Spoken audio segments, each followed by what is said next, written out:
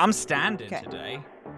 I see that. Look at you moving around. Look at you. You got a wingspan on you. I'm going to have standing energy today, and I'm looking forward to it. Are you drinking? Mm-hmm. Do you have a bev in hand? I do. Fantastic. I should also pour myself a bev. I'm being cursed by the gods for women's first sin, so I am allowed to have a That's beverage. true, you are. Yeah. And as anyone with uterus should be. That's good. Yeah. Thank you. I am glad. Yeah. Yeah. Oh gosh. Are you gonna get a bev? Yeah, I'll get a bev. I have wireless headphones though, so you can entertain. I can keep talking to you? Yeah. Oh my God. I'm loving, if you're listening to this, you may not know this, but if you're watching, you know that Robin has a killer mustache right now, and it's fucking outstanding. It's so outstanding. That cool. It's just kind of a mustache. Unfortunately, I am liking it a decent chunk now. If I get some scruff, this is a little long for me, but if I get some scruff on my face and this mustache, I'm happy with it. Do I go Mountain Dew or Dr. Pepper for my mixer? I'm having Dr. Pepper, so you should have Dr. Pepper with me. It's a choose your own adventure novel, so this is good. Thank you. Man. It's not, first of all, I resent that you said it's just a mustache because I just said it was outstanding. So, people are going to listen to it. And do you have to undermine me at every turn?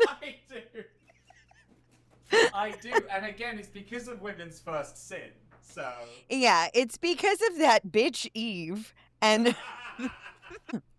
Oh my God. So. It's so fun. I can see the laptop from here, and just yelling is very funny to me. Being off camera and yelling my opinions also make it drink.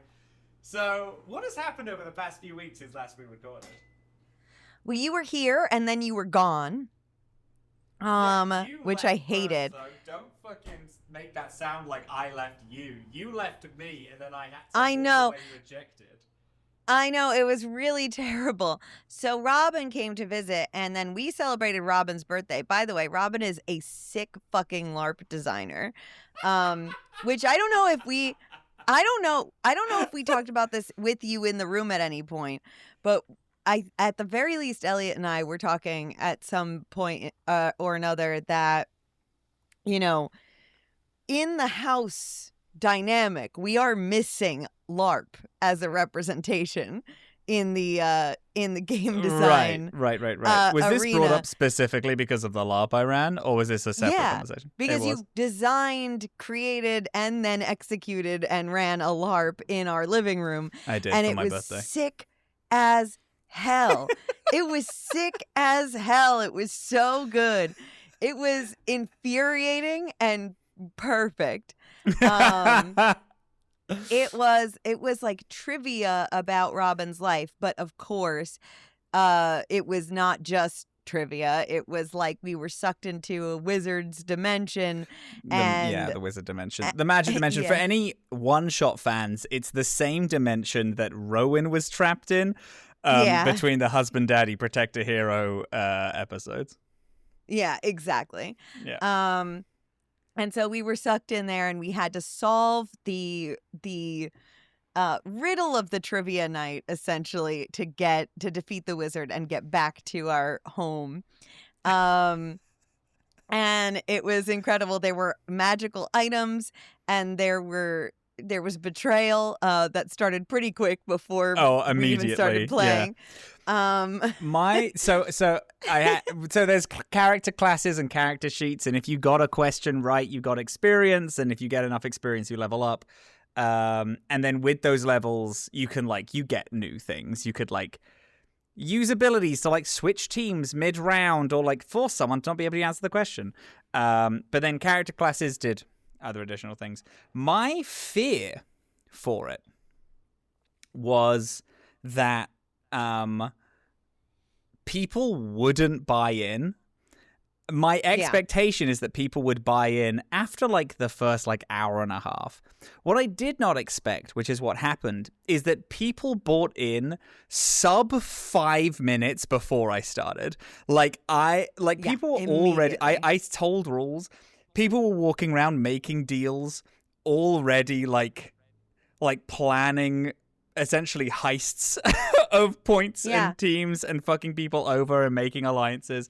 And then when all the betrayal happened, specifically Viddy and Elliot decided to systematically fuck everyone over for the course of the night and break the game so heavily that they were kind of getting infinite amounts of points, making themselves such a high enemy that in the last round, everyone teamed together to kill the pair of them specifically and make sure they weren't able to answer any questions. Everyone was like, should we invite them? And I said, no.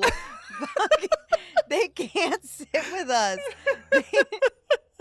I was mad. And it was fun because I was nervous about it because me and Charlotte have been making the game for like months now. Charlotte, the editor of One Shot. We've been making the game for literally months. And then, and then myself and like my Toronto house helped build all of the little props. And I was like, and then it was one night I was sat with you, Dillin. We were snuggling, hanging out, watching the OC as I was like making some things. And you were like, what's that for? And I was like, well, this is for in case somebody targets you with an ability and then you can parry it to someone else. And you're like, this is just kind of mechanics, the game, huh? And I was like, ooh. And then I went to bed and I swear to God, I'm not lying. I had a bit where eyes open in the middle of the night being like, is this going to fucking suck? This is crazy. There were so many mechanics. There was and so we many used mechanics. them all. We used them so much. It's kind of my dream of because originally the game was, I wanted to be indulgent and have a trivia night based on me and my life. And then one night when I couldn't sleep, I was like in this weird like half dream, half this world haze. And I was like, what if I made character classes and levels? And what if I made the rules so vast and obnoxious that it essentially just kind of became a normal trivia game again because everyone was like, I don't fucking care about this rule. And that is exactly what happened with it. And I was very happy. Oh, yeah. It was so excellent. It was good shit. I paid $100 to have a cameo by a guy I like on TikTok for a question, which I was really happy with, which is Miami Tony Stark. Tony Stark. Yeah, one of my favorite current which should TikTok not guys. be his name. No, he's from Miami and looks Scandinavian. Yeah. He's so Scandinavian. Anyway, I guessed Scandinavian Tony Stark was his name. And I was wrong. Fuck, that's funny. He looks very, very vaguely like Robert Downey Jr. and it's his whole brand. Extremely vaguely. If you search him up on TikTok, he just does Marvel-themed jokes in the most awkward manner, and I struggle to be more obsessed with a single man. It's crazy. Single being the prime word there. Anyway. Very. Yeah. Robin likes a lot of divorced men on TikTok. I really do. Oh, I do. I collect them. Like my little Pokedex of divorced dads. It's great. It's my favorite shit in the world. Oh, my God. Anyway. Dillin, my beloved, what are we doing here? My name is Dillin, and I've never played a Fallout game before. My name is Robin. I played Fallout 100 gazillion times. And this is Dorkspawn. This is Dorkspawn. There we go. Hell yeah. A video game book club podcast where we play video games and discuss them chapter by chapter like a book club. Like a book club. This week, we are doing the Fallout New Vegas DLC, Dead Money. This is Fallout New Vegas is like standalone. All of the Fallout New Vegas DLCs are actually very standalone in a way that I think is really cool. This is the horror survival DLC. It is genuinely, this is one of the first times I had played a real survival horror, And Yeah. Genuinely, this game unlocked something. This DLC unlocked something in me. Did it? Of like okay. Oh, I love this genre. I really love the tonal shift that this DLC takes from the second you walk into it. It shifts. It has weird horror enemies. I think the companions in this are arguably some of the best companions New Vegas. That I'll say in a so easy. Interesting and cool. Yeah. I like the kind of setting of you are doing a heist, but you are being forced to do a heist in this saw trap, basically. It has a lot of interesting, like, standalone characters, but also characters that directly connect to characters in New Vegas. Characters that have been talked about a lot in New Vegas. Characters that could have really used a lot more just like interaction in the main game, which is something that I will bring up later. But yes, is there anything that you did before the DLC took place? Yes. There is actually a small thing that I did, which was what we talked about at the end of the last episode, was that I missed the prisoner at Black Mountain. I had not checked that when I left the last time, so I finished like healing myself and things, and then I went back there and got him. What the hell? What's his name again? Raul, yeah. Got Raul. Like Raul. Cool guy. Into Raul. Yeah. Yeah, so I got Raul, and then I was kind of wandering around a little bit on my way, like just kind of taking the scenic route to try to level up. And then, so something happened that I have to confess to you, and it's okay. I'm excited already. Yeah, so we know I've been struggling with this game a lot. With simply being able to execute it. And I don't know at which point this occurred. But I at one point was like, this can't be. I'm struggling so much. Maybe something happened. Anyway, I rechecked. I was not on the easy setting. At all. Good. I was several marks Pips, above that. Yeah. So what happened was, and then this was very funny, because then I did put it on the easy mode, and then I was like, wow, I'm fucking flying through this. I killed him. I killed so many people, especially now I got these flamethrowers. I was just flamethrowing left and right. It was easy as fuck. I was having a ball. Then I was like, okay. And then I got into this DLC, and I think there was nothing that could make me have an easy time in this. But it's difficult, yeah. But that's also because I truly don't play survival games. I think the closest thing to a survival game that I've ever successfully completed is probably BioShock, and I don't know if everyone would agree with me is a survival game, but I mean, I think the opening like 7 hours are definitely survival horror.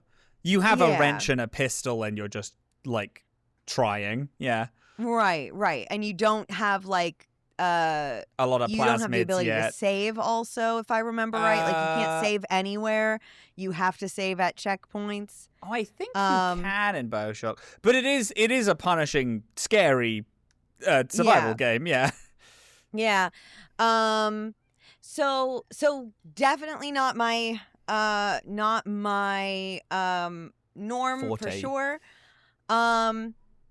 But I do agree with you. The companions in this, or the characters in this, are the most interesting, just the coolest I've come across in this game so far. Yeah. So you go into the vault that you were like invited to. You get an invitation, I guess, towards the beginning of the game, right? Yeah, as soon as you get the DLC, you get a radio signal that is an advertisement for the Sierra Madre casino, the gala Grand opening. Yeah. You make your way to this vault. Yeah, you make your way. It's literally, it looks like nothing. It's just a small vault in the middle of the dirt. And you go in there. And what's interesting is there's a thing in the beginning that's like, once you come in here, you're not going to be able to leave until you've finished warning thing that pops up. Yeah. And then, but then you continue to walk in, and I was like, oh, my companions are still with me. Like, that's neat. Mm-hmm. Okay. Fucking dumbass idiot. And so when you walk in like further, there's an explosion that just full knocks you out. Mm-hmm. And your companions do not come with you. None of your stuff comes with you at all. And you are transported into this creepy, like, deserted villa. Town with villa is a good word, with this fountain in the center and a hologram of a figure starts to basically tell you that, hi, you're trapped here until you do everything I say. The figure is Father Elijah. Father Elijah was the head of the Nevada sect of the Brotherhood of Steel. He left because of the events of Helios 1. So when the Brotherhood of Steel held Helios 1, they tried to take it from the NCR, or the NCR tried to take it for them. Father Elijah failed and ran away. And then through doing that, then he arrives here at the Sierra Madre. This is a while ago, I think. Like a couple months at least, and has been just luring people. He says all this when you speak to him. He's been luring people here, tying bombs to them, and then he originally wasn't tying bombs to them, was just trying to get them to heist, but then heist is Sierra Madre, but then there's a lot of riches inside, so then everyone started killing each other, so then he started tying bombs to them, and then they kept killing each other and betraying each other, and then this is his like attempt at this. Right. He said, if one of you die, you all die. You have to work together to get this. Is his and you can't leave. Big plan. Your collar will go off if you try to leave. And like basically like if you try to like if you think that you can work together to rob from me and leave, you can't. Everybody has tried and everybody has failed. It's not going to happen. The collars around your neck, you learn pretty quickly, because the first thing that he says to you, I'm pretty sure, is that you need to find the others, right? And work together with them, and that they're, around this place. Yeah. The other 3 companions that you have. Oh, that's right. He did say 4 at the beginning, and which is very funny. But he says you have to go find them. So almost as soon as you start looking around, you pretty quickly find out that there are also these like radio frequencies that come from these little either these radios or other kind of frequency things that will just explode your collar if you're in range of them. Yeah. And so you have to destroy them. You have to find them, destroy them whenever they start beeping. So you have to also, like, audio is important in this game. I mean, it does, like, put words up on the screen to tell but it's like, the beeping. It's more helpful if you hear it, I think. And so the first person I went to go get was Dog. Yes, same. Okay, I'm worried about what you did with Dog. Okay. That's deeply fucked up and worried. Strange that you say this. I was actually good and fine. So Dog, you find Dog locked up in a cage, in a cell essentially, and won't talk to you. You have to go and like hunt around this place to find basically an audio recording of Dog's own voice as God talking to himself, and then you upload it into your Pip-Boy, and then you go back and play the audio recording of himself talking to himself, and then Dog is then replaced with the personality God, who is sentient and like more able to talk to you. Dog/God is a super mutant. Who Dog is this like feral, almost like raving, very me hungry and I want this. He has Dog carved into his chest. But then when you play this audio, this like instead of it being like me Dog, me want go do this, it turns into a now listen young man, we must lock in before we completely beef it. And then Dog turns into God and then speaks like that. And both of them refer to each other as like they understand that they inhabit the same body, but they truly believe they're different people. Like they have opposite viewpoints on the world. They have different they have different origins. They have like a different belief system. It's very cool. I love Dog God so much. I think they're so interesting as characters. You talk to God a little bit. You can get a lot of information about Dog from God, and you can also kind of vice versa get a lot of information about God from Dog. Like they will talk about the other person, but then they're kind of like shielded. The way I got them to follow me was I did the same thing. I played it, and then God was talking to me, and then God was like, "Oh, I'm not going to follow you because you're listening to." You're working for Father Elijah, and you're going to try to fuck me over. And then my immediate response is, if you don't come with me, I'm going to lock you inside of your own head, and I'm just going to walk around with Dog. How do you like that? And he's like, okay, whoa. Let's talk about it. And I was like, yeah, I have the tape that can force Dog to be the prime personality. You will listen to me. Fuck you. Playing a scumbag in this DLC specifically, it's fucking awesome. It's crazy. It's because every single character that you have to pick up, you can get them either way, but there is a evil way to convince them. There's an evil way to convince them and a good way to convince them. And a decent way. There are the pickup evil good way. There is then a later thing of a drop off evil good way, and then there is the finale evil good way to deal with them. It rules. It's cool. Also, there's an important thing. So the Sierra Madre, it was based, it was built rather for this idea of beginning anew and starting over and giving a lot of people second chances. It's like there's these logbooks and these entries that you get whilst you're walking through it. Also, it's in the opening thing. In opening crawl is the Sierra Madre supposed to. When you go there, you're supposed to be able to begin again and start your life over. But in a lot of them, they had a lot of people hired at the Sierra Madre, one of whom we'll meet later, who are like bad people who are trying to start their lives over again.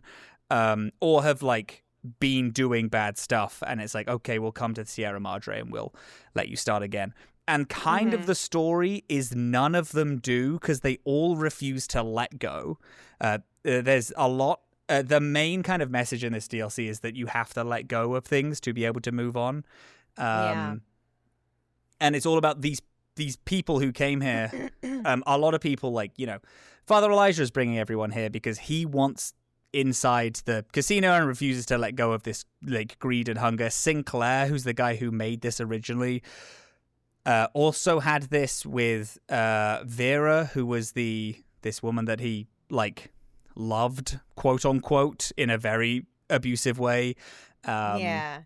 But yeah, there's a big theme of like beginning anew and trying to change, but not being able to because you refuse to let go of things, which is fun for a character who is evil and refuses to begin anew.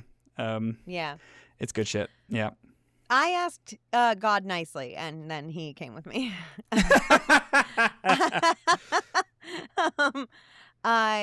It's still like a very long dialogue tree that makes you second guess if you're going to have to force him in a weird way. Yeah, like it's cool. He keeps saying no to you, and those options to basically threaten him keep popping up, coming up. And so like as he's rejecting you, you keep being like, do I just have to? But if you stay on track long enough and keep just genuinely convincing him, then which again will go with you. Is the message of this DLC. It's a big part of this thing, is like being bad is so fucking easy and you can get what you want. Goodness is you just have to kind of keep trying and eventually something will happen, but at any point you can switch over to bad and immediately get everything that you're like after.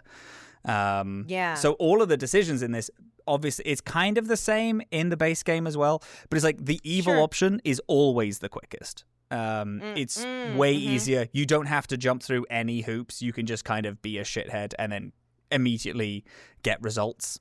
But then everyone around you will hate you, and it will make kind of the end of your life way harder because no one will ever trust you and everyone will try to fuck you over at every possible opportunity. It's fun. Anyway, it's Dog God fun. in then a police we go station. meet my wife. And I know that I God. can't actually marry her because I'm playing a man in this game. But oh my God. Dog is inside the police station inside of a cell. Yeah. Then you go to the med clinic or the hospital or whatever. You go in there, and there are like these first of all, there are these like functioning like holographic guards. The auto docs. The auto docs that can heal you, heal your injuries, which is great. Yeah. So you can use one of them, but then if you keep looking, like it's weird because they look like they're all the same. And so I missed her a couple of times, but then when you finally look at each one, there's one that's clearly fucked up. And had basically pools of blood underneath it.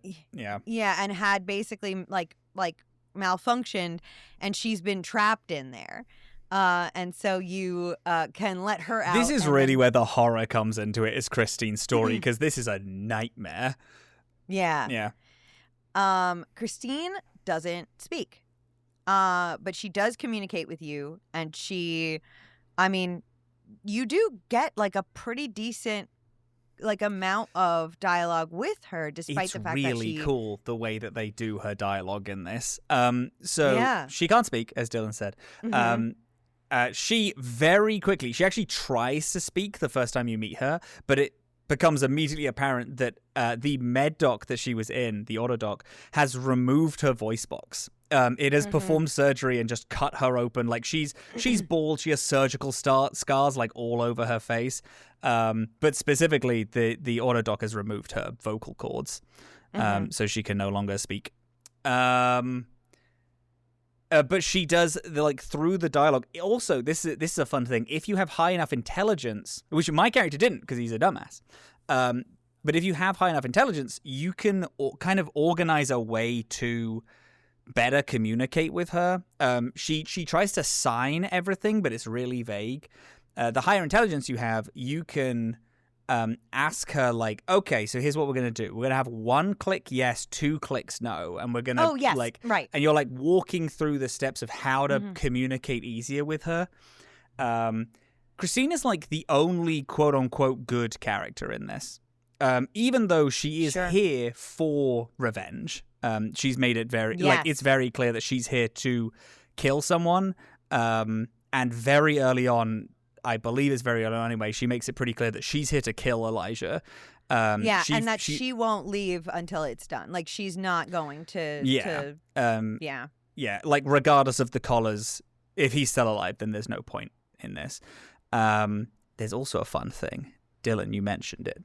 Yes, she is a lesbian. Very fun.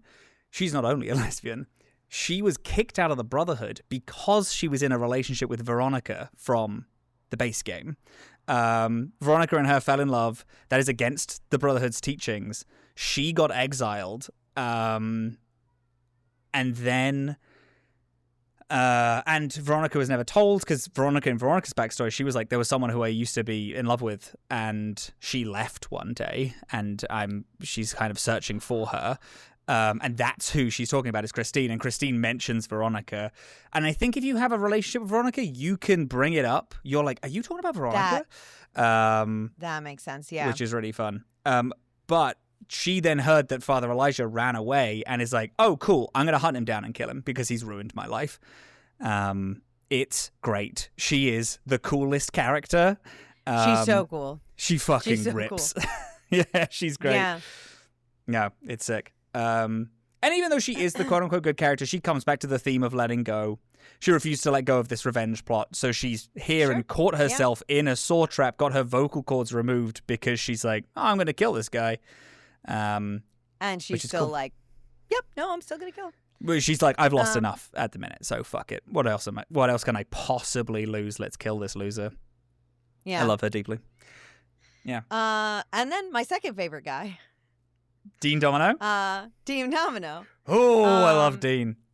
I love Dean Domino. So then we go up to the like houses, the like residential area.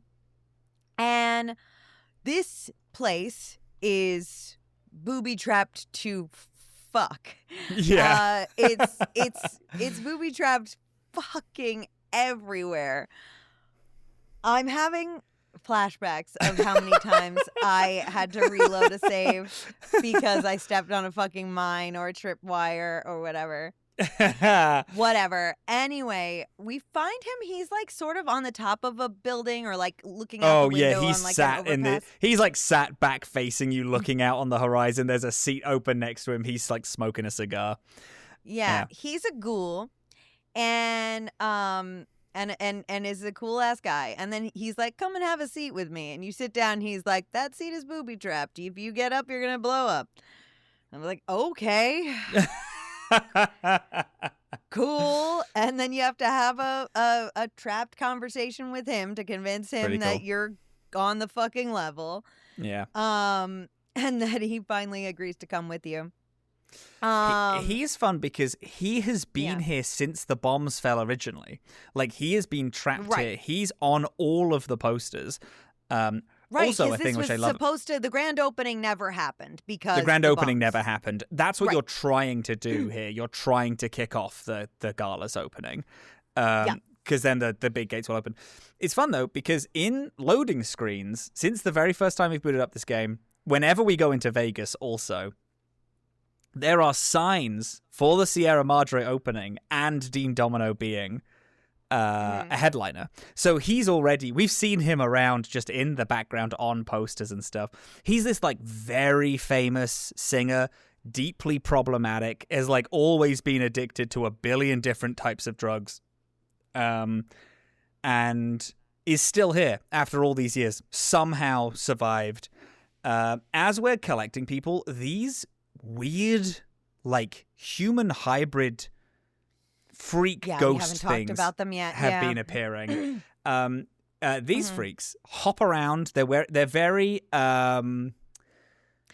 terrifying. children from Doctor Who. Silent children. What are they called? Are You My Mummy? Gas masks. Yes. Very much that. They've got the glowing kind of like weird circular eyes. And, and then they have different abilities, and like some of them like leap and like can like basically appear in front of you, and then I don't know if it's all of them that don't die unless you've cut off a limb. It's all of them. It's all of them, because the rest they just jump back up after a few seconds of being unconscious. You on have the to ground. dismember them. You have to like cut off a limb of one of them to like actually have them killed. The like weird lore reason that they give is that so there is this thing which you didn't mention. There is this gas cloud over all of the Sierra we didn't Madre mention the gas that cloud has at all yet. perfectly preserved the Sierra Madre. It is this red mist that in this villa area, I love it so much, consistently does tick damage to you. You're always getting hurt, regardless of where you are. You're not allowed to sleep because you're taking tick damage, so if you were going to sleep, you'd just immediately die. There are areas where the clouds thicken as well, and walking through hurts you a lot. From all this red clouds, people who die here have been getting up as these weird creatures. Specifically, it's people who are like wearing these full body suits that when this red mist was originally discovered, Sinclair was like, okay, well, let's just get a bunch of these suits. Everyone wear them all the time. And that just so happens to every single resident in the Sierra Madre and the Gala have appeared as these weird little freaks. And dismembering them like releases the gas from the suits. What it is. And then that's kind of what kills them. That's kind of my interpretation of why they're being saved, or like why they're not being saved, why they're dying and they're not dying otherwise, because the mist is like getting them back up. But if you like just cut off one of their limbs, they can't get back up because the mist is like not infecting them anymore. I like that. I think that's good. Yeah. Can we put a pin in this really quick? I have to feed the cats. I just remembered no one else is home. Okay. I'm gonna stand. I'll be right back. Okay. Oh my god, it's 1,000 degrees in here. The Badlands. Legend has it that beneath the dust, something old and powerful still whispers to any gunslinger foolish enough to listen. One day, aboard a doomed train into the wastes, 3 unlucky travelers hear that call. A runaway socialite, a shape-shifting bounty hunter, and a retired thief turned family man. Will our outcasts find what they're looking for? I mean, we're already here. Let's have a little fun. You really went in there, guns blazing. I thought that was the plan. My potions are miraculous. I thought we were being quiet. Oh, Stump only has 1 volume. Sorry. Wild roses grow out of his mouth, having filled his lungs. What's happening out there? Violence! Find out on Mage Hand High Five. I'm at a standing desk, which I'm sure people understood on account of how I'm standing. I just sat on a stool for everyone. But nobody cares about that. What people do care about is the fact that I'm reading Brandon Sanderson's The Way of Kings at the minute. I'm this far into it, and people are like, oh, so you've read 5 pages? Shut the fuck up. I've read like 120 something pages. 130 pages of this damn ass book. And now I know what other people are thinking. Robin, I'm on the Patreon. I know how bad you are at reading books. Because we did a book club starting this time last year and we haven't finished it yet because I suck at reading. Yes, I understand, I say. What I'm doing is I'm listening to the audiobook at the same time, and it's like I'm getting a read-along of The Way of Kings.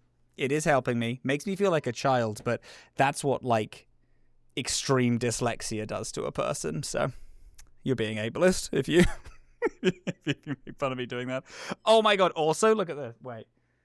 I don't know how many people are going to care about this. We're going to show you all anyway. For my Magic the Gathering freaks out there, at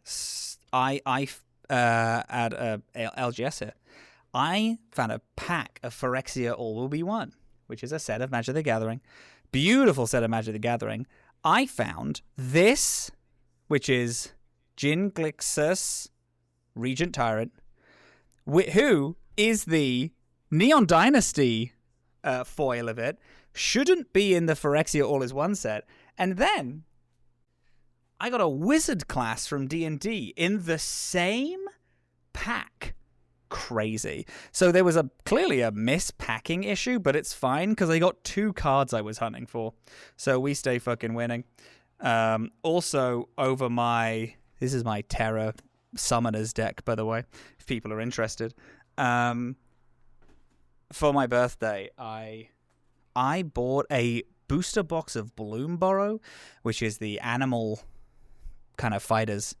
It's like everyone's like an animal guy, animal humanoid thing in a big woodland. I bought a booster box of that. I had some good pulls from it.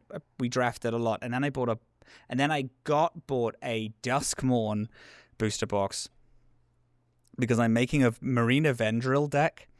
Because Duskmorn is my favorite realm in Magic the Gathering. It's the horror realm. People who are getting a lot of impressions of how much I fucking love horror, considering that this Dead Money DLC and also Duskmorn. Big horror guy. It's my favorite genre. One of my favorite genres, at least.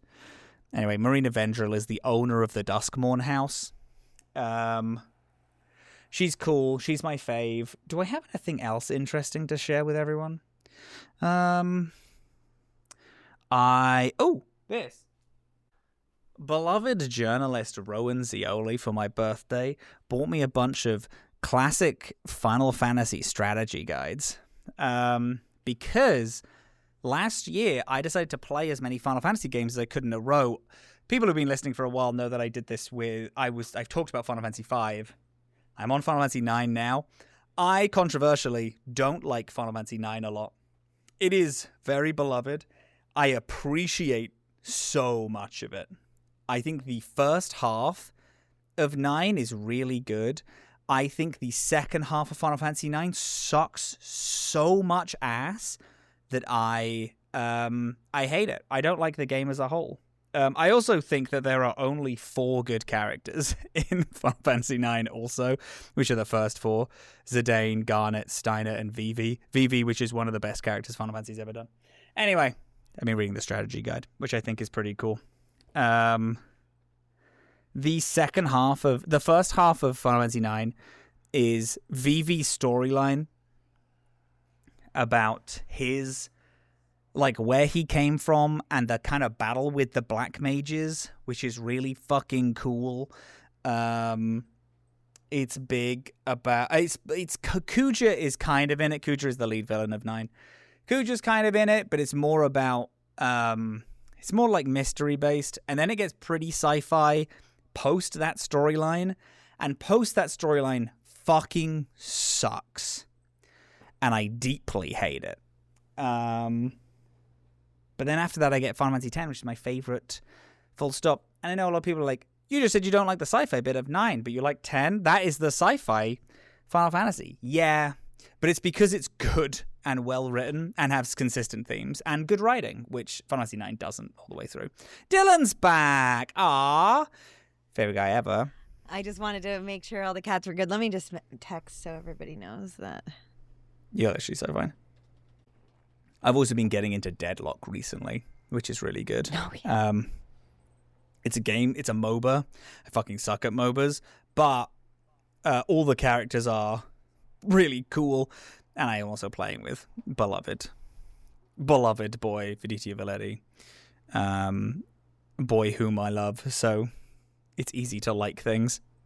It's easy to like things when you're with friends liking things. Anyway, that's all my news and story. Thank you. I vamped for a bit about Magic the Gathering, and then the fact I'm reading Brandon Sanderson. Oh, and then also nice. all of the strategy guides that I've gotten. So. Oh, nice. Final Fantasy strategy guys? Yeah, Rowan bought me a bunch of Final Fantasy strategy guides for my birthday. Oh yeah, that's I've right. only taken 9 with me because, oh my god, the weight limit of coming back, of flying, freaked me out so much. It was fine, but still, it was just a bit of a panic for me, being like, what do I take and what do I not take? I thought I'd be fine because I just took a lot of paper to Brooklyn because I was carrying my stupid props for my silly game. But then coming back, I realized that I'd replaced all that with 3 full-ass books. And now I've just bought The Way of Kings, which is a 1,000-page book. So Yeah, it's chunker. It's a Yeah. chunker. Anyway, we had a pin in. We've just met Dean Domino. We talked about the gas Pin and all was, that stuff. but the gas and like these enemies that you're fighting, because you're fighting them like on your way to get all of these people too. Like they're attacking like this. For anybody who has not done the DLC, like this is a hard DLC. Like It is tough. Like anytime you enter areas with the mist, you're taking really fast tick damage, really rapidly. And there are whole areas that are obscured by it. So you either need to find a way to get to a roof and like traverse over or around it, or you need to know the area so well that you can confidently run through it. Yeah. Which you can do in a couple of places. And then though, when you get Dean Domino, he gives you an ability that lets you be okay for a little while in the mist. Like you can handle like a few extra seconds of being in the mist before you start to take the damage. What I really like about this villa section is that the companions are so, like, all of the companion abilities are so good. You're also forced to take companions for a decent chunk of this. Yes. But it's like Dean's lets you ignore the first few seconds of the big thick mist. Christine stops the timer on the collar beeping for the first few seconds. Yeah. She interferes with it so you have a more seconds to more time. Find where it is. And then Dog/God, instantly, the second one of the enemies get downed, they run over and dismember them. So you don't need to worry about dismembering them. You're just downing them, and then he will run over and tear them apart. I actually think God has a different one to Dog. Let me Google that, because that... I bet he does. I think he does. I tried. It's really cool. I tried this. I mean, I think I probably did do a good job with it, but I obviously there are still areas that you can't unlock until after. So like after you get everybody, I guess I should explain this to get to that. After you get everybody, then you go back to the fountain and you talk to Elijah again, and now Elijah tells you, okay, get everybody to their positions. Here are where they need to be to trigger this this grand opening. So you get them all into position, and then you can get to your position, and we can execute the plan. So getting them into position now unlocks new areas. So I had such an easy time when I was traveling with Dog that what I kind of tried to do was go to everyone's areas with God, essentially. Sure. And like try to kill all the enemies in those areas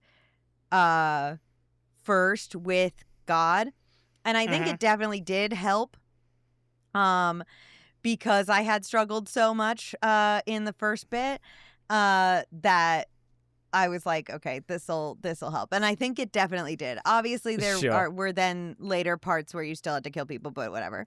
But then you've got to get people to their spots. And this is a new challenge in terms of convincing people to wait in these spots. God's is, because again, after that, then I did drop God off first. And so God's thing is that he's like, Dog is hungry. And if Dog doesn't eat, Dog might take over. Yeah. And you can lie to him and be like, don't worry, I'll get you some food. I'll be right back. And then not come back and just go and assume he'll stay there. I did not do that. I went and hunted down some meat from the people. What did you do? I obviously was like, yeah, God, don't worry about it. I've been good to you so far, haven't I? And he's like, yeah, that's true. It's like, just wait there. I'll get you some food. The second he walks in, I lock the gate and I leave. Okay. That's fine. what I'm really worried about is Christine's because because then Christine's you have to go, first of all, this area where you have to bring Christine, the what is it called? Oh, this one. It's- I was lucky. I have just finished this DLC before, like, literally, like, about a month before we started this series on Fallout New Vegas. I had just finished Dead Money. So I knew where to go in this area specifically, because this area took me fucking forever the first time I did it. This is a very confusing area, but it's also, I think, a cool one. It's great. It's really, a really cool area. This is oh my god, I feel so stupid. It's the switch station. The switch station. And so you have to restore all the power to the switch station. And before you can get her to her position. Each one of the companion things has a significant amount to do with what the companion's ability is. So Dog God is about killing a lot of guys, like dismembering them. Christine's is it's 100% to do with timing of the little speaker systems, finding out where they are, and then either shooting them or turning them off, or just like timing it. There was a bunch where it's like you have to do essentially a fairly difficult obstacle course to get to a quiet zone and then just breathe for a second and then shoot for the next zone. It's cool. It took me a minute too to realize that when you open a terminal, the timer is not still going. So there was a moment where I was like, how am I I knew I had to access the terminal.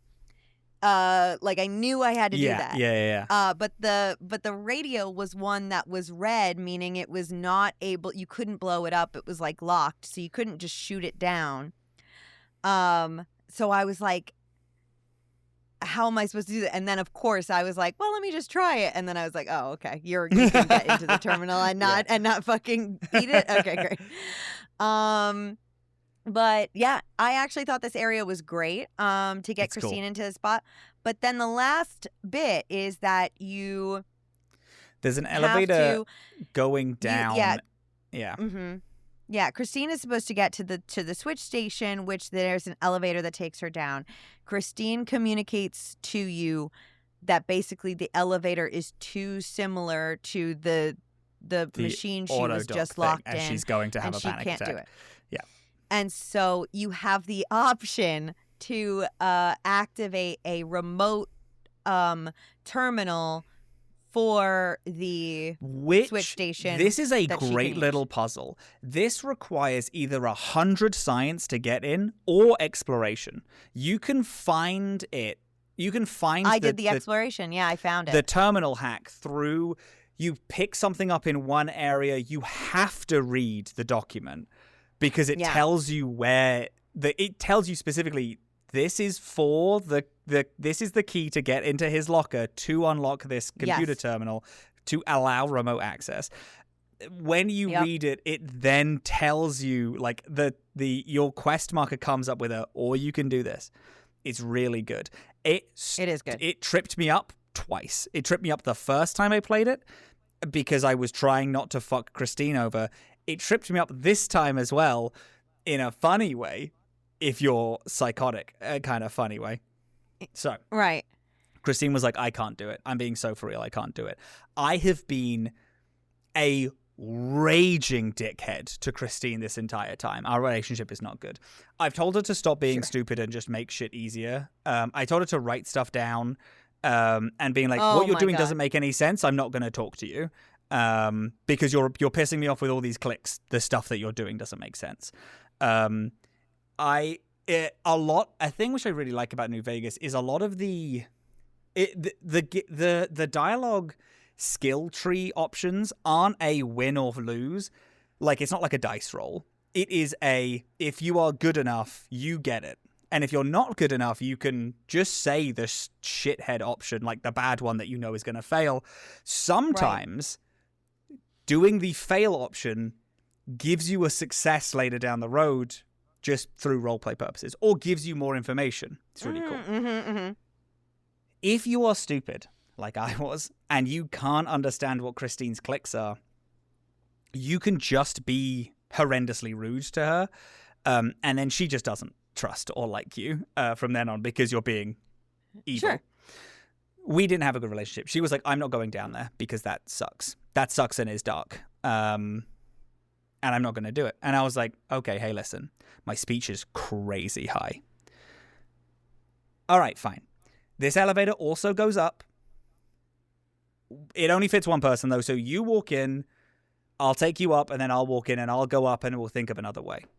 She's like, fine. She walks in. I click down on the elevator. I just force her into doing it. Yeah, of course. She immediately, you lose a shit ton of karma, and your reputation with her hits below 0. She wants you fucking dead. I turned around from the area where I did that, and I was like, there's a key. I walked over, I unlocked the door to the key, and then I found the key code to let her go in normally and not like Do get the the remote remote access. access. Literally about 30 seconds after I severely fucked her over, I found the access way to do it, and I was like, "Ooh, that sucks." And then I walked out. I walked out of the station, which is fun. It's a good bit. This one. On my normal human playthrough, I just physically couldn't let her do that. It's just so evil to do it. It's so dark. It's so evil. And even doing this, I was like, this is fucking brutal. This is cruel. Cruel in like a not kind of exciting way. Cruel in a, this just sucks. Cruel. This just kind of is cruel. evil. Then afterwards, you do Dean Domino. A fun thing about Dean Domino is so you take him to another zone. His worry is when the gala starts, I'm in the residential area. All of these ghost ghoul guys are going to start sprinting out at me. I need like holograms to be here. These security holograms that you saw in the med bay can also be activated here. Right. Like they can like laser point shoot guys. Laser point shoot the things and then give him a little defense. Me being evil I forgot about was like, this was cool actually too. I thought this was cool. Yeah, it's a fun one. Me being evil was like, sure, just stay here and I'll get it sorted. He was like, hold on. We're very similar. I know you fucked the other two over. I'm not trusting you at all. No, I'm going to follow you and we're going to do it together. And there is not a single thing you can say to have him leave your side. He's like, nope, we're doing it. If you want me to do this, then I'm going to force you into doing this path. Because I know that you're going to fuck me over because I would fuck you over. And it's like, cool. Okay. And it just forces you to do it. I love it. I think it's so cool. And I'm wondering if I do fun. Dean first, am I able have the to opportunity to lie to him? To fuck him over. And then the other two I'd be able to fuck over because he is a scumbag as well, as we're going to find out in this second section. He's a big scumbag. Anyway, I had to turn on these guys. I had to turn on these holograms. These holograms that are the hardest thing in the world to find, by the way. I actually had an easy time with the holograms because I had found them all accidentally on the way to his spot initially. Oh, so I had cool. It was like a thing where I had. So here's my thing with this DLC is that, and I've talked about it on here before. Games like this, I have a lot of trouble with the wayfinding. I have a lot of trouble navigating video games, kind of in general, and I just sort of get through it when I play video games. Like even video games I like a lot, I have always struggled with. Like wayfinding in video games, and then games like this that are really big, like Skyrim and Fallout. These ones are tough. I have a lot of trouble with it, and this DLC in particular, it's like lots of like level shifting and sort of like stuff like that. So I struggled a lot. I think the main villain in this DLC to me was finding where the fuck I needed to go. There were a lot of points in time where I died because I was just running low on health and was not finding the next area and just like slowly tick damaged to death. So anyway, it was a lucky thing that me being lost on the way to Dean's location, that I found the hologram spots accidentally and then found his location and then was like, okay, I literally was just there. I can actually go back and hit those. So that was not bad. And fun fact, I was nice to him and he didn't call me out. He was like, oh, great. Yeah, thanks so much. And then he still did come with me to do it. So fun. I didn't have to do those alone. He came with me, which was great. Sure. And then he goes to his spot. That's cool. Yeah. And now you have to go to the fucking casino. Yeah, and then you set off the gala event. It's this big fireworks everywhere. There's spotlights. Yeah. Father Elijah is freaking the fuck out because it's time. It's finally people have broken into the event. Yep. You make your way to the gala. You get another warning. You'll never make it back to the villa. Make sure you're done in the villa before you move on. Right. And then you get in. You see your 3 companions lying passed out on the ground. You then also pass out. And then you wake up in the main lobby and you're completely like there's no one around you and it's Father Elijah wakes you up being like, hey, it's time to go. We have to do this now. Yeah. And so from here, you is this the part where you can steal and can rob the casino? Is from right here? So yeah, this is the bit where you have to confront you have to find each of your companions. You find them all again. And you're trying to unlock. So you're trying to find specific. So the story with the speakers is, I believe, I might be messing this up again. I don't have my notes on me.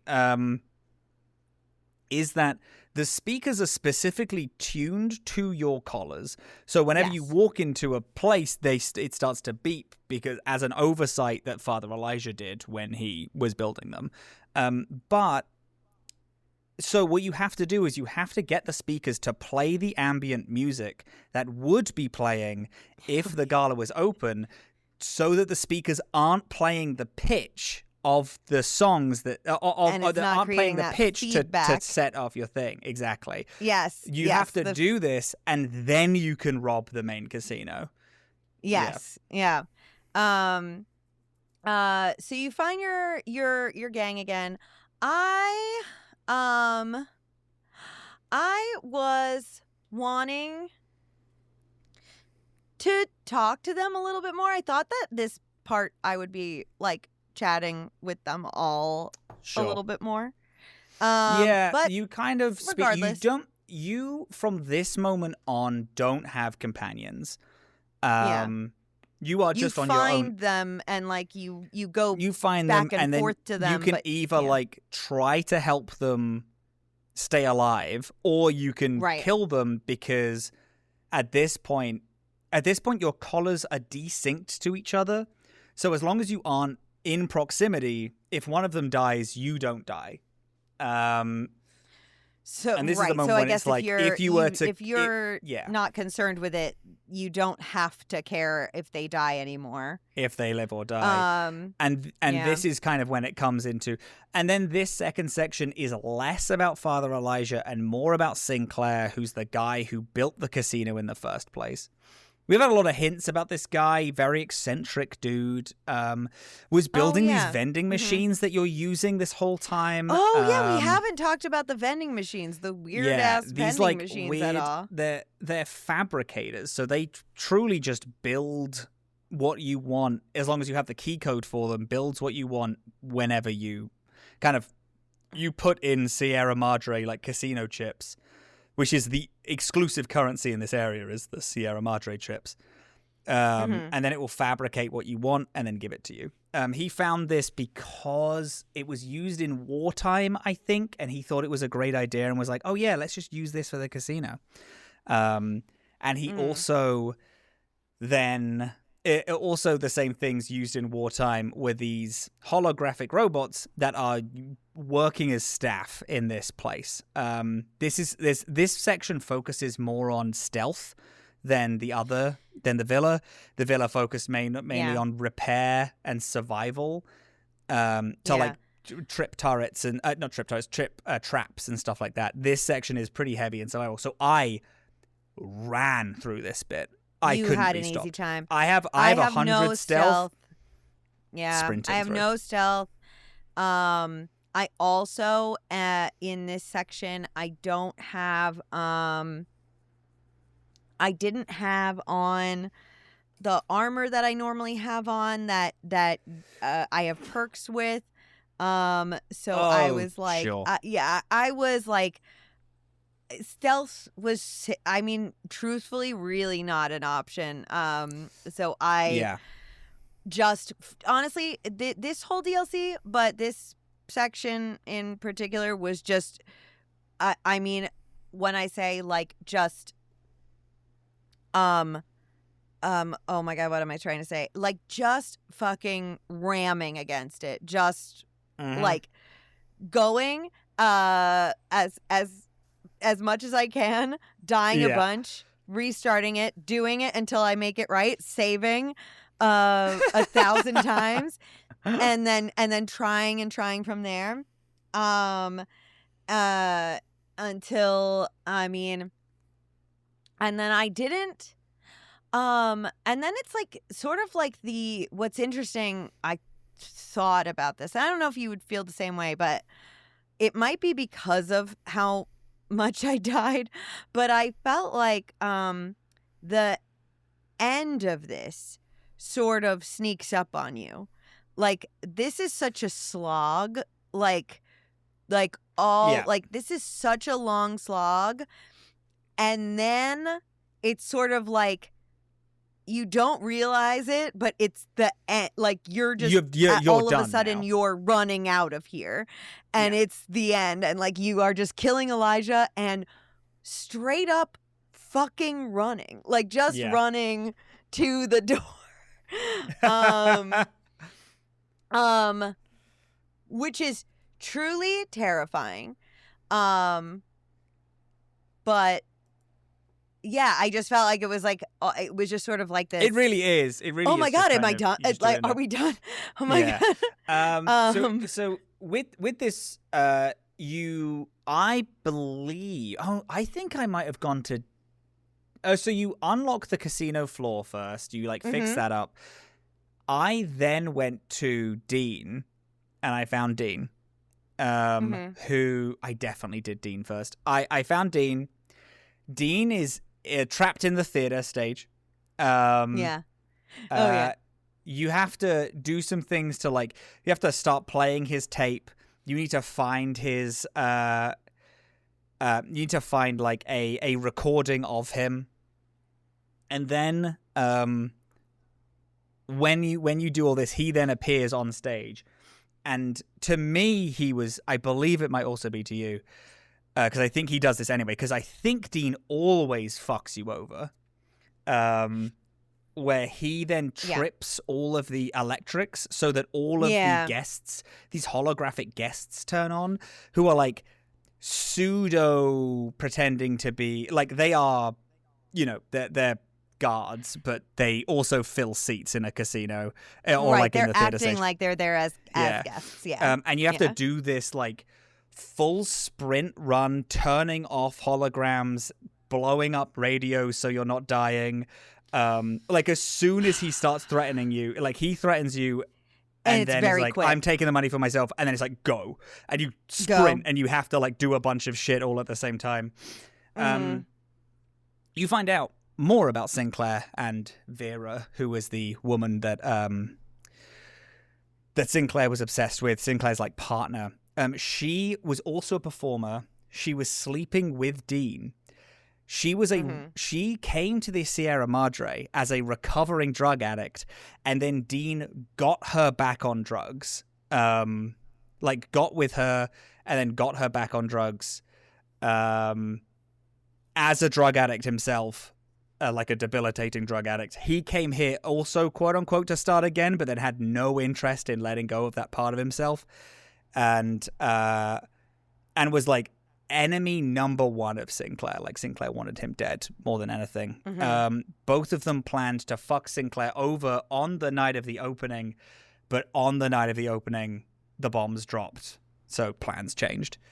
And then Dean got out, leaving Vera and leaving, Sinclair and everyone else to save himself, and then being trapped in the villa for the next 260 odd years is what you find out over the course of this. And then you confront Dean.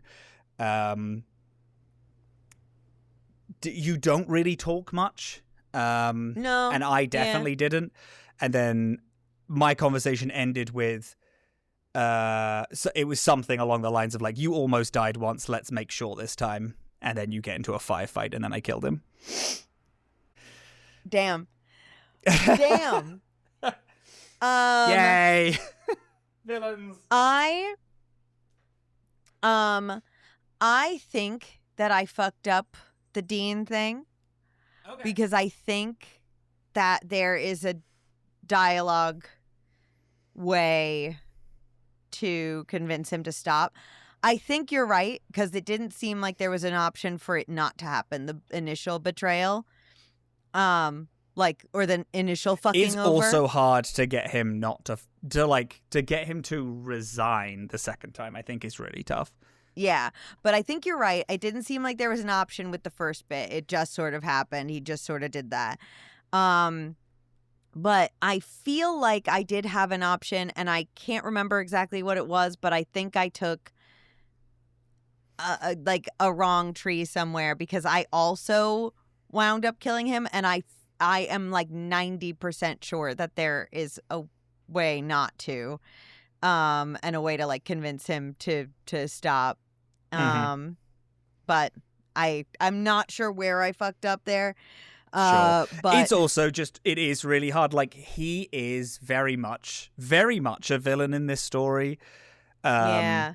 I mean, especially like, you can see it more if you're playing a villain, because he outright admits to you, I'm going to fuck you over because you're going to fuck me over. There's no way of avoiding this. And it's like, he kind of lets on that it's like, when you eventually confront himself, he's like, this was always going to happen.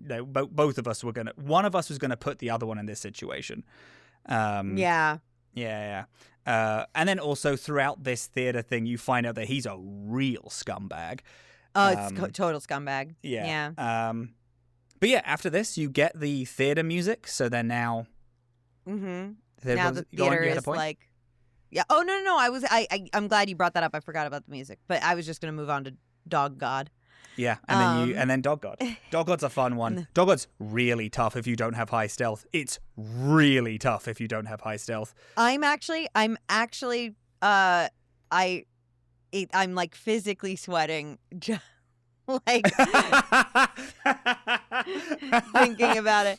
Honestly, this whole run to the end is, you know what? Like, I felt like this run to the end, after you've gotten everybody into positions and after you've triggered the grand opening to the end, all felt like it was like a hot, like my adrenaline was like crazy. Sure, yeah.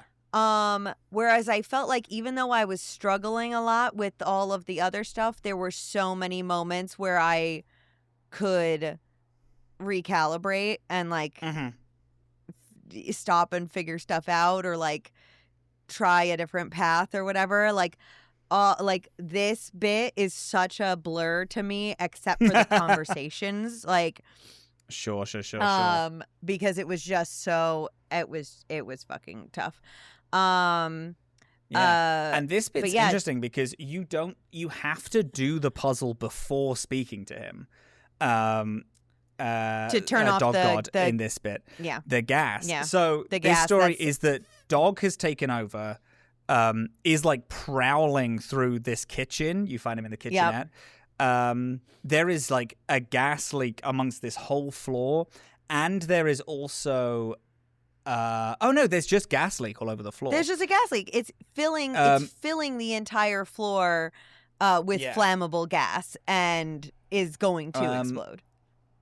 And in previous conversations with God makes it really clear that Dog wants to kill himself and keeps trying to kill himself.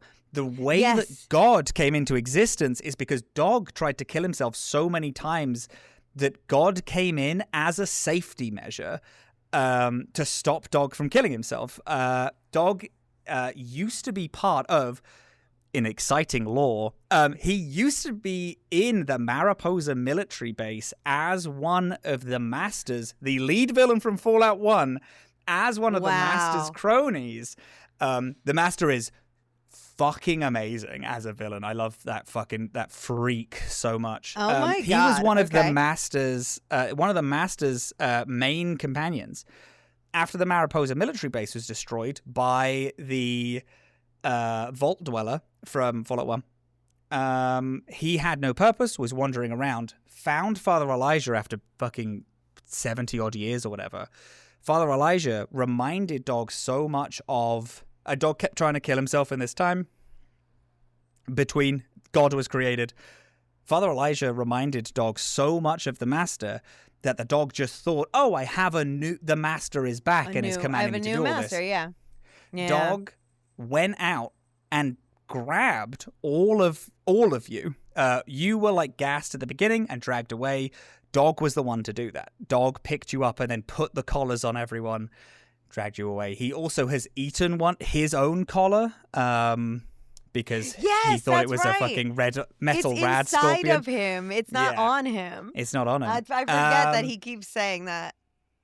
And when in this section, gas is everywhere in this kitchen. When Dog sees you, he detonates a grenade which blows up the whole section, killing you instantly. Like, he's always going to try to kill himself if he sees you in this section. Until you turn off all the gas, then you can get God to take control again and then talk to God calmly. Not for me. Dog was like, Master? Oh, that's so fun. Yeah, because Dog likes me. So I got to have that conversation initially. And then you still do go and turn off all of the gas, and then you have the opportunity to try to end the crisis of identity, essentially, that Dog is having. You can convince Dog to kill himself very easily, it seems. Yep. It seems like it was just super easy. Let me tell you, it is. It's super easy. And then I think that you can also fight him and then just kill him yourself. Yes. And then I think there's two other options. One is to have, like, choose one of them. Choose Dog or God to be the only person in the body. mind. Yeah, you can combine them, or you can have one or the other. Right, or you can unify them. Yeah. And I am so excited because I literally leveled up enough to just pass. Like, throughout the course of this DLC leveling up, I just got enough to do Unify the Mind. I would not have had it if you didn't just level up. If I didn't just level up. Yeah, it was That's sick. A crazy slim chance to do it. Oh, that rules. That's so good. Mine's obvious. I'm here for the gold. I am here for the gold. I'm here for the money. All these people are stopping me getting me my millions. So I turned off all the gas, stealth 100. I walked through. I didn't even care. I then confronted him, and I was like, and then you tell him to kill himself, but you tell Dog to kill God. And then Dog reads that in a different way and then kills himself trying to kill God. And both of them start like arguing with each other, like flicking between forms until Dog kills himself. And then I walked out before my collar exploded. Oh, by the way, the timing on this is important. As soon as you get one of them, as soon as you kill the other one, you have like 15 seconds to get out the building before your collar explodes. Because although they're desynced, if you're in the same zone, they start beeping and you have to sprint out. Yeah. Oh my God. So okay, so I got him to kill himself, and then my collar started beeping really fast, and I had to sprint out. Jesus Christ. Yeah, it's cool. Now, for a great section, you then go to Christine. As soon as I walk in, Christine starts fucking barking at me. Is like, did you think trapping in me in there was really going to be the last you saw of me? Oh my was God, like, right, is fully obviously. like, I'm so glad you survived that because I'm going to kill you now. And she's also, we've been hearing notes from Vera this whole time. This woman that Sinclair was in love with, this woman that Dean Domino like had an affair with all these years ago. And Christine is talking in her voice. And it's like, oh, that's so strange. But she makes it clear it's Christine. She says she's going to kill me and then kill Elijah afterward. Right. You have to run through the apartments section, which has a lot of Vera, who is the hologrammed form, like the holograms you've seen, but it's just her. And in a speaking of Doctor Who, in a Doctor Who, Hey, Who Turned Out the Lights, she's or a Doctor Who, Where Is My Mummy? She is like begging. Whenever she sees a hint of you, she starts begging for Sinclair, thinking you're Sinclair. Is like, oh my God, Sinclair, is that you? I can hear noises outside. Yeah. They've trapped me in there. Yeah. Please let me out. They think I'm someone else, so they're keeping me trapped in and all this stuff. And she's like begging to be let out. You kind of get this story that Vera was trapped by the hologram. Oh, and the holograms are syncing to her, which is why she's hologrammed and why her last words are like, they are still being uploaded with me. So she was trapped. Vera was trapped with a bunch of copies of herself that forced her into this room as the bombs were dropping outside and then eventually killed her. This is a big horror section. It's like, again, big stealth, kind of puzzly how you get around these like patrolling very puzzly versions and of very her. Like you're hearing very much like you're hearing like this kind of like disjointed diary of a woman, what happened like, to her. And as you're going, which like it I mean it's very creepy. The end to this is a very big Doctor Who-y thing. But the like progression of it does give you a little bit of that like Deep Roads Dragon Age Origins like kind of creeping through getting a perfect analogy of what this section is. You're unlocking the story of what happened to this woman throughout this small section. But for you, I imagine it's very different, because for me, whenever she spoke to me specifically, Christine spoke to me, she's like, I'm going to fucking kill you. I'm excited to do it. But for you, I imagine she's like, oh my God, hi. Yeah, I mean, not so much, oh my God, hi, but mostly like, I'm going to kill, Elijah. Like, you're going to help me. And yeah, just basically like the same as she always was, like helping me through. And like, you know, giving me advice and lore and stuff. But still deeply frightening. Yeah, deeply weird. Anyway, you get through this section. I confront her, and she originally has, because she knows about these collars. she threatens and will and can, unless you do the dialogue option. She just knows how to set off just your collar. And she's like, Yes. cool, thank you so much for being here. Oh my God. Because you're not friends with her, you probably didn't get this dialogue option, but I'm sure you have in past games. Sure. But we should talk about it. But it's earlier. It's way earlier, and I'm jumping back.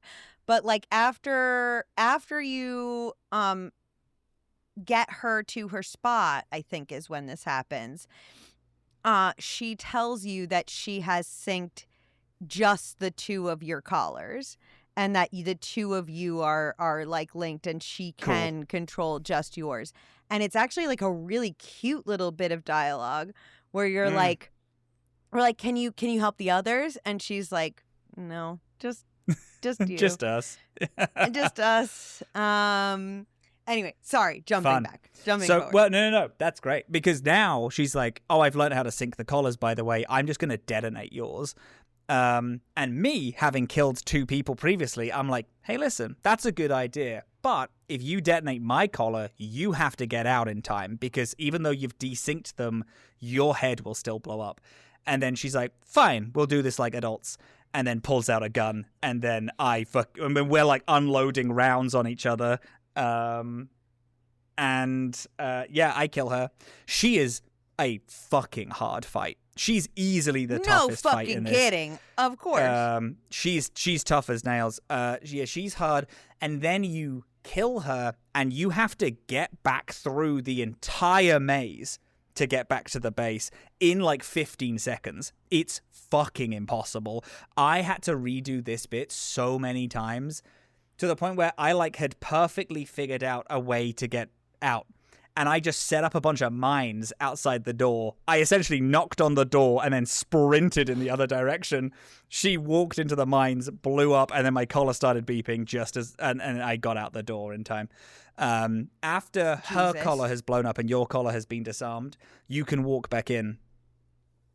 She also does talk about, very specifically, why she sounds like Vera. And it's because the autodoc, why she can speak now, and why she talks like Vera, is because the autodoc didn't take her voice. It did take her voice box out, but it didn't just do that. It replaced her voice box with Vera, so she sounds exactly like her. So she can right. disarm. So she can disarm disarm the entrance to the vault, because the entrance to the vault is voice activated. That, if Vera is on your team, she will just walk over to the speaker and then speak into it and unlock it. But if she is unwilling and or dead, you have to use the tape of her speaking to Dean back in the theater room, and then bring it here and then play it in front of the speaker so it counts as a voice activation, and then you can go down into the room. A cool, deeply fucked up bit of world building that again shows how far Elijah has gone to get here, because Elijah put her in an autodoc and then just changed her voice box to sound like a dead woman from 250 years ago, so that he could get into this access to things. Yeah, it's cool. So yeah, all 3 companions for me dead. Jake is seconds away from getting into this vault.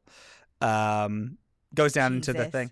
There's a genuinely pretty tough final section. The actual break into the vault is difficult. For me, it was really tough anyway.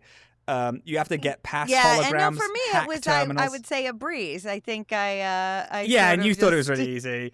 You're pro gamer. You're kind of esports champion, Dillin Napoleon. Yeah, sick. But yeah, you have to bypass guards.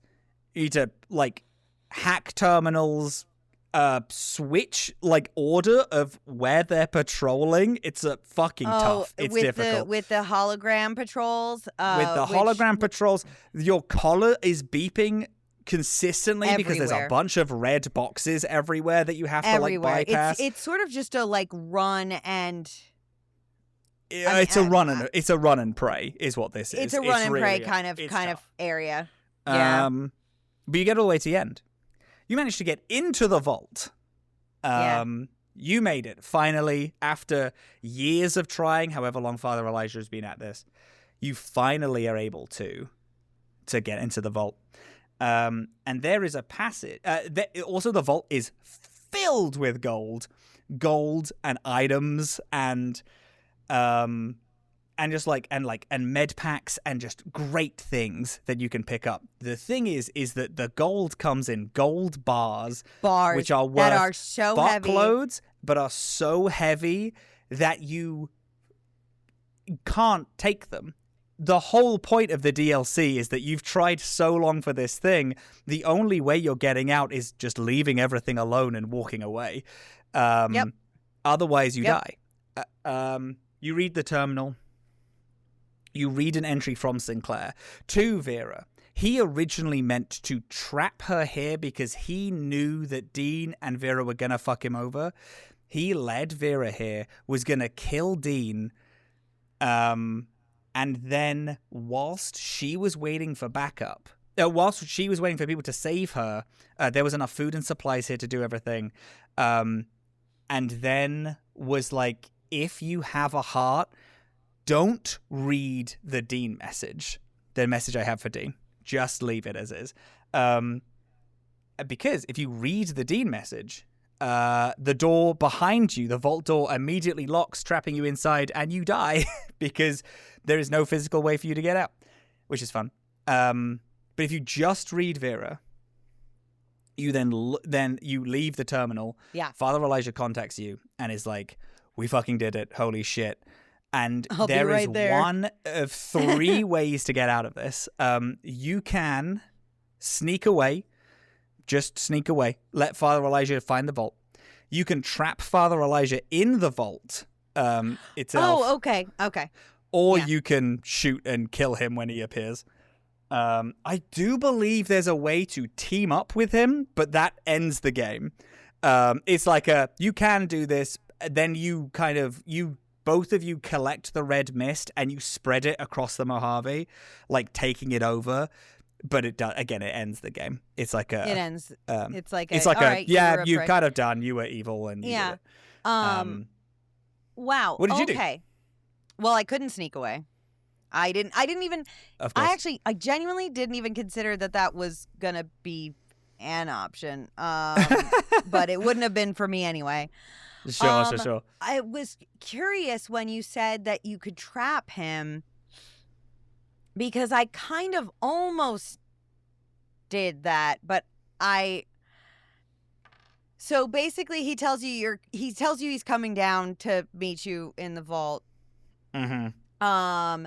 And then like I tried a few times to just shoot him. Yeah. But when you shoot him, when you start fighting him in the vault, he does a thing, like he's got like a Like he a puts Tesla up like cannon. He's big. he's got like a Tesla cannon, but he's also got like a barrier thing that he can put up. Oh, sure. And it's like just impossible. So basically, like, I don't know. This was after a couple of tries, and it was not done on purpose. Is all I'm saying. Mm-hmm. Got him to come down, and then I sort of like ran out past him, and like sort of locked him in, and then was able to like go in and shoot him. Oh, if that sure, makes sense. sick. Yeah, like yeah, where yeah. he was kind of stuck. But I didn't realize like that would have been an option to just like sort of leave him in there and like trap him in there. I didn't consider that at all. But I was able to kill him just barely. And then run for my life naked through the streets because I did want to pick up as much of the gold as much I gold could. as physically possible. Yeah. So I had one gun, one knife, Hell yeah. and Just sprinting through the streets. just running through the street. Why do I want to call her Miranda? That's not her name. Christine. Sorry. Christine decides that with him dead, she is going to stay here and make sure that this never happens to anyone ever again. Yes. As a hologram. Ooh. She is like in the maybe she's not a hologram. She's like inside the system of this thing. That's why I was like, it was a very Doctor Who ending. So she's not an AI. She's not like the cool. She's not a hologram like the hologramic graphic guards or anything. Yeah. She is, but like inside the facilities of it all. Cool though. Which I imagine you've gotten in the past. Yes, I believe so. It's just been so long that I can't even remember. And so she is gonna make sure that this place doesn't. Oh my God, I have hair stuck to me everywhere. And she's gonna just make sure this never happens to anybody again. And it's sort of like, a like sad Doctor Who ending, like sort of like a River Song, sort of like right in the library, like it is an interesting like quote unquote happy ending kind of. Mm-hmm. Oh my God, I'm sweating like crazy. Truly thinking about this DLC is making me sweat. And the sheer number of times that I've died. And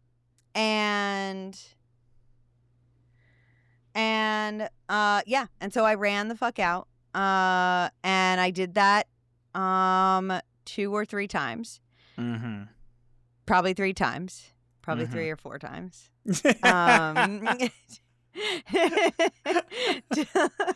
Till I got out of the place alive. And that's it. And Fun. I haven't figured out how I'm going anywhere now. Oh, interesting. Oh, because you're moving at the snail's pace? Yeah. Yeah. and all of my companions are gone. Hell yeah. That's actually so interesting. I did the opposite.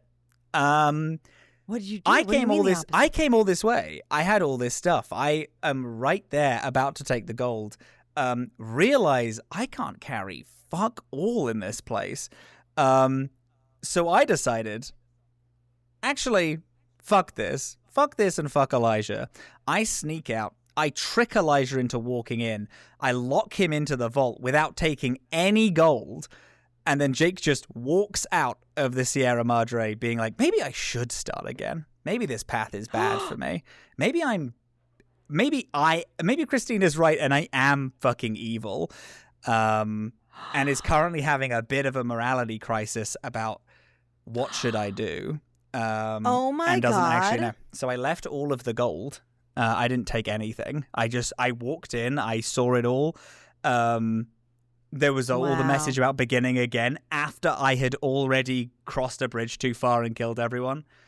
And Jake was like, fuck it. I'm just going to walk away. Walked away, trapped Father Elijah in. And then left the Sierra Madre.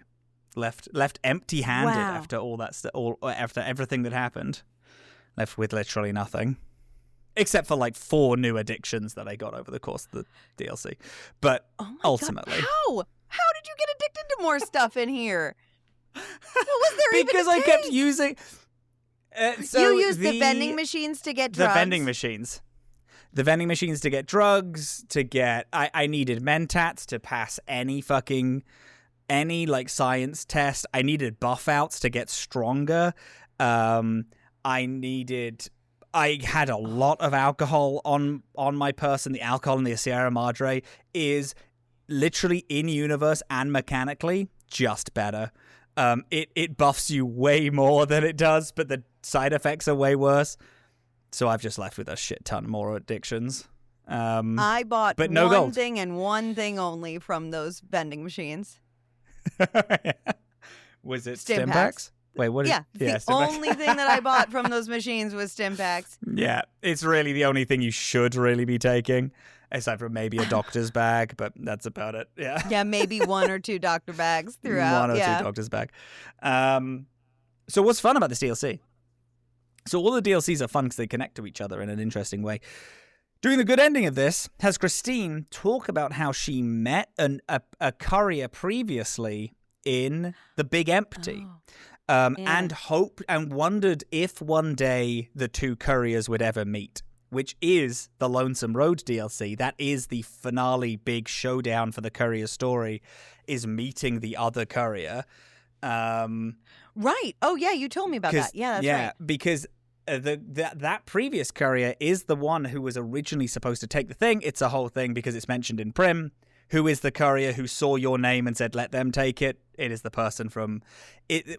Whenever we mention a courier in this game, it is that other person. But the Big Empty is also Old World Blues. It's another DLC, which is fun. Elijah went to the Big Empty, so afterwards Christine went to the Big Empty. They can talk about it a little bit. It's this giant, like, science-based area. Huge DLC. Just like the surface area of it. It's a comedy one. It's fucking funny. But it's this big. It's a big open world map of a DLC. But yeah, it like there's a lot of things in this DLC of characters talking. What characters talk about that directly leads to like hey, you should probably go to the Big Empty next and do that DLC because look at all these hints. Anyway, yeah, it's fun. Yeah. For me, That's fun. my ending was I think it was Dean Domino's legacy died with him or something. Dog Gods was sad because it was the last moment of Dog God's life was both of them coming to terms with the fact that they are the same person and accepting that before they killed themselves. It was upsetting. God. Jesus. Deeply sad. And Elijah dies in the vault. He is literally trapped forever with no way to contact the outside world. And having finally succeeded, he starves to death in the vault. Good. Yeah. Good. It's crazy. It's dark. I actually like that ending for Elijah. Yeah. He's fucking sucks. And the Sierra Madre is never to open its doors again. It's like the holograms protect it. And it just goes back to being a forgotten relic, literally never to be discovered again, which is really cool. It's like my favorite location in Fallout is the Sierra Madre. I think it's so cool. It is a really cool location. It is a really really cool little zone, like zone, and the character work in it is great, and the story in it is great, and the vibe of it is great. It is just very, very hard. hard, but it was it's just really hard. It's really, really hard, but it's good. But it's good. I really it's like a good. It's a good piece of game. Yeah. So. Oh, I didn't say Dog God doesn't know you after. He forgets. He merges minds. Yeah, he doesn't know you anymore. Aww. But he is just willing to help, like with the ending anyway. That's cute. And just is like happy to help to make sure everybody gets out. But yeah, but doesn't know who you are anymore. Oh, that's sweet. I love that guy. Mm-hmm. I love Dog God a lot. Me too. I love the fact that also we didn't mention this, but so Dog has his name carved in his chest. Yeah. But the reason why God is the other side of him, because I think one time as he was going to kill himself, he looked in the mirror, and it says God back at him, and then his mind snapped, and I was like, and fuck, that's where it good. happened. Fuck, that's it's good. It's really good. I love that character so much. Yeah, the He's characters so in this DLC are freaks, and I love them. a lot. They're freaks. They're good freaks. They're good freaks. Even Dean, who I wish I didn't kill. Sure. Yeah. Actually, I'm gonna check to see. I'm just gonna make sure. If you can. Can you? Yeah, keep him alive. Yeah. Because it's such a him fucking you over is so neat. That feels like you can't avoid it. I could be wrong, but it felt like it was a thing that was gonna happen no matter what. Oh,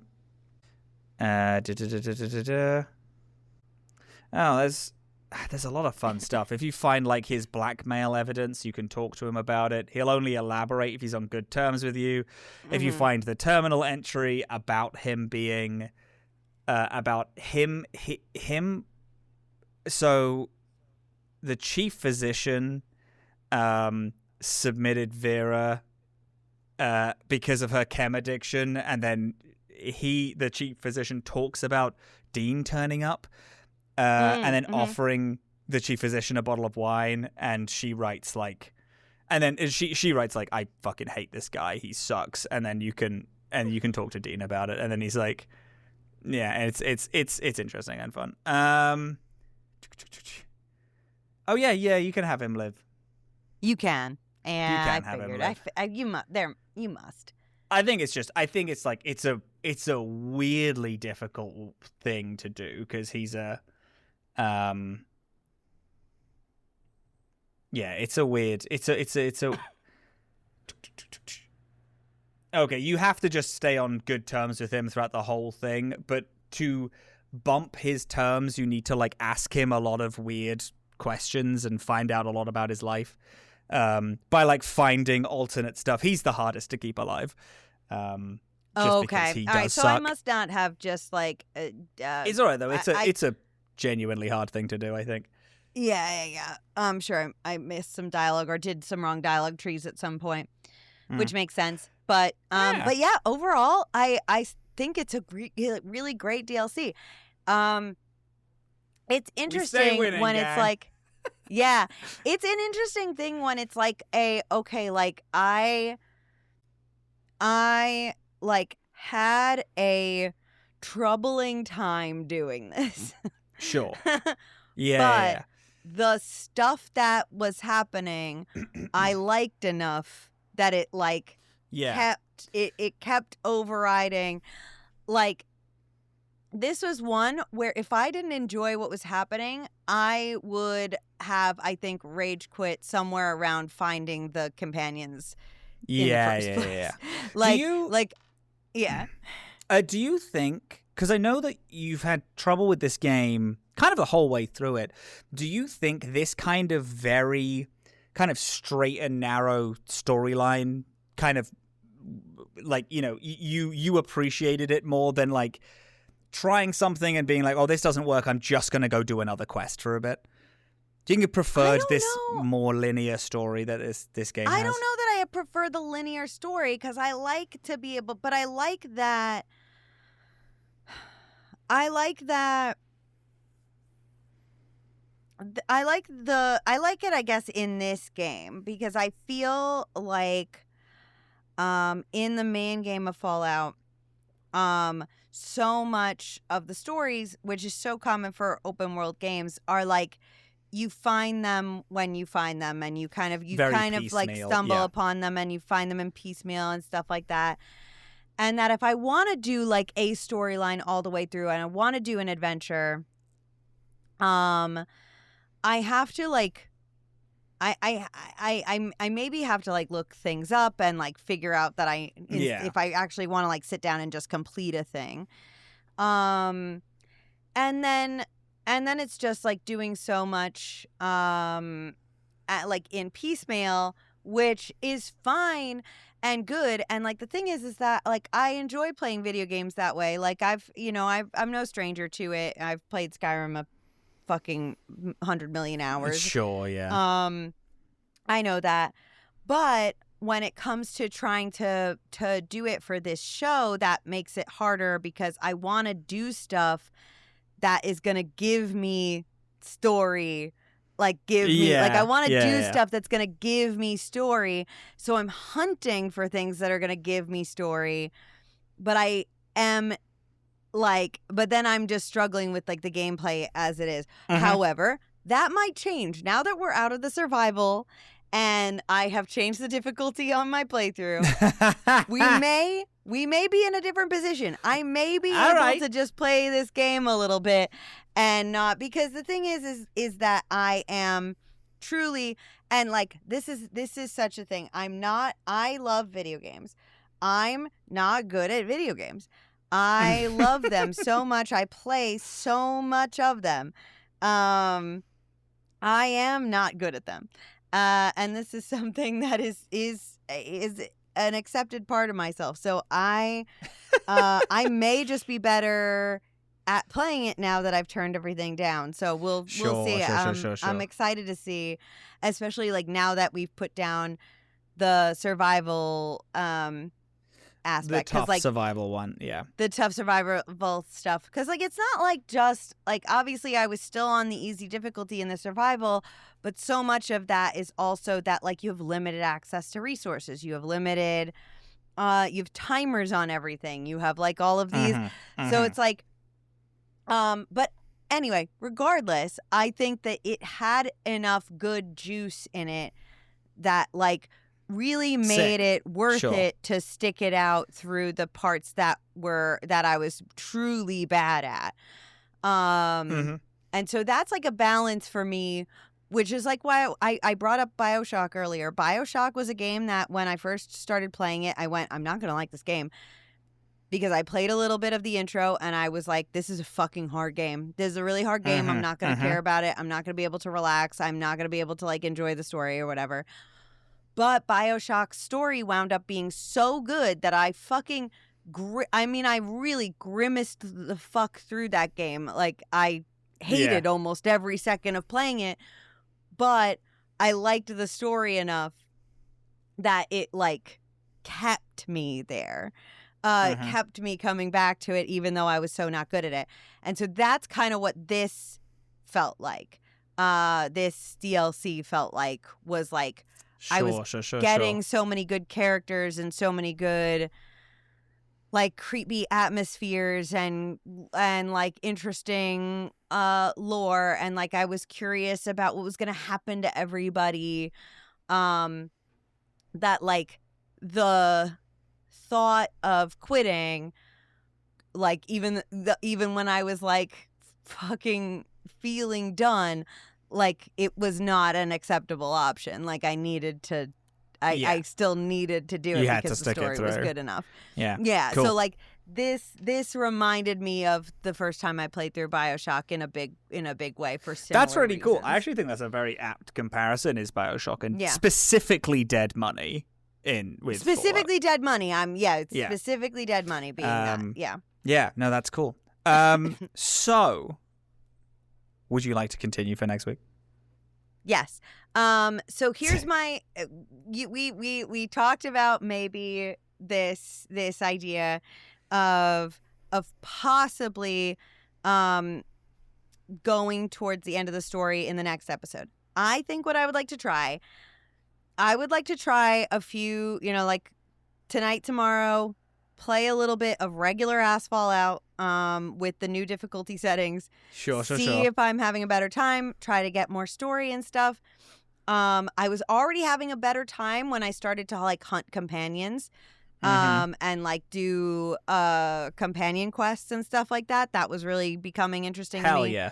Love so it. like I would like to do that. I would like to try to now reapproach some of the things that I was really interested in doing but didn't because I was unable to get past certain enemy areas. There were a couple of like things I really, really wanted to do, but I just could not figure out how to get past them.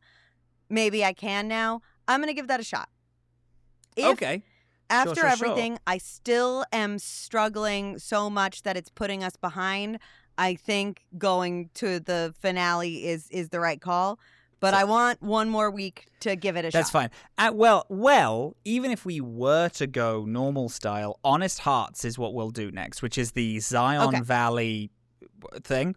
That DLC takes approximately 3 to 4 hours, whereas Dead Money takes 8 hours. So it is way shorter. So you do have a couple of hours to just like, couple of days just to be like, I'm just going to fuck around and see if this game That's works what I want to better do, for me. exactly. I want to do like a couple of hours of normal game and then Sick. do the DLC. And then I think we'll reassess after that. Because if I'm...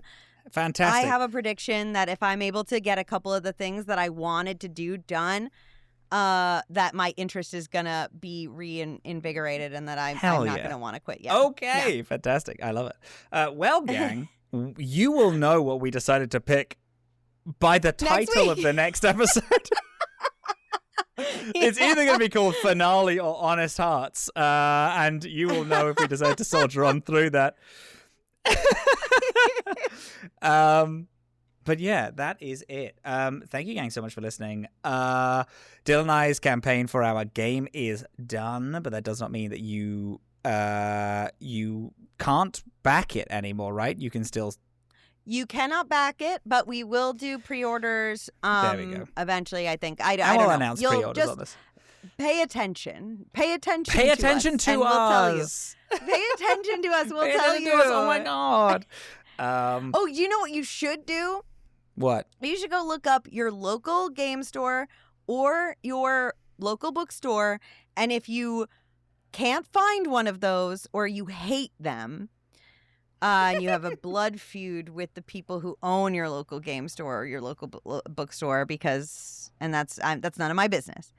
But if both of those things are true, then you can look up on Barnes & Noble or Amazon or other big sellers the Ultimate RPG Villain Backstory Guide, which comes out in like several days. It's my God. It comes out on March Stoked about 10th. it. If you pre-order it, it will be shipped to you on March 10th. It'll show up on your doorstep. All nice and Importantly, which we beautiful. didn't say, this is a book that Dylan wrote. I wrote it with James D'Amato. Yeah. No, I'm just really excited. Yeah, we're just about asking. this We're just asking you to random book. pre-order a random fucking book. It's a book that's helping you design interesting, morally gray or villainous characters. Ones that are unique in different ways and have a variety of different potential backgrounds. It has a bunch of fun Supernatural or solo Bandits. games in it. Yeah, It does have a for lot of help fun it. solo games. I made a weird crab beast monster. You did make a weird that crab I monster. He fucking was love. Yeah, he was cool as hell. Cool. And I love with that one of the games. minigame too. It's that one good. Oh, yeah, that was a good one. That's a really good one. Yeah.